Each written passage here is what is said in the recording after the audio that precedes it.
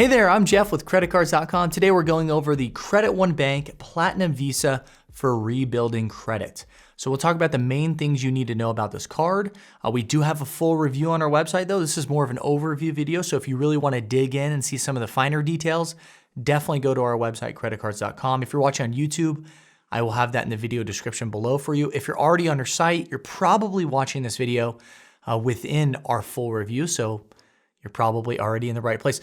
Let's start with the rewards. I don't think they're a huge focus, but it may be a reason to get this card over something that's comparable. So this card can earn 1% cashback rewards on eligible gas and grocery purchases, also on mobile phone services, internet, cable, and satellite TV services. And that's it. I do wish that you earned at least 1% cashback rewards on all transactions, but that's not the case. And if you look at the annual fee, that's one of the main downsides I see with this card. You can see it here on the screen. My guess is that the rewards you earn from this card will not even offset paying the annual fee.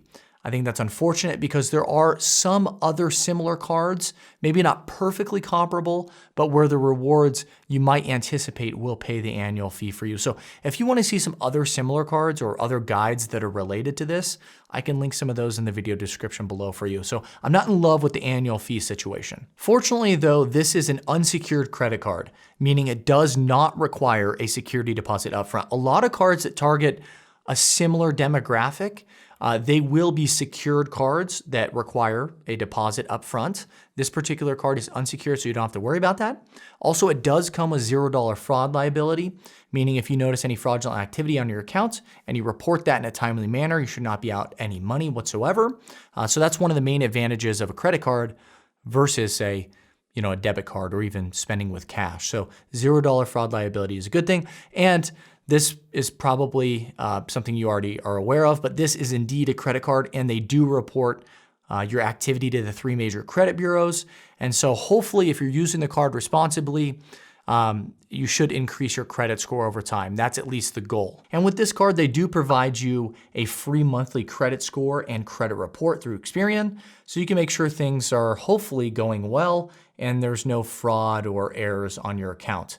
And as far as the credit limit goes, the minimum is $300 here, but your account will regularly be reviewed for a credit limit increase. Now, they don't have a set period of time per se where you can get a credit limit increase, but if you do get the option to increase your credit limit, you want to do that because not only will it provide you more cushion, so you don't hopefully approach hitting your credit limit or try to go over, but also indirectly, it can potentially impact your credit score in a positive way because the higher your credit limit, if you keep your balance on the card the same, your credit utilization, meaning how much credit you're using, should go down. That percentage should go down. And the rule of thumb is you want to keep that below about 25 to 30%. So if this is your only card, it's the current balance on the card divided by your credit limit.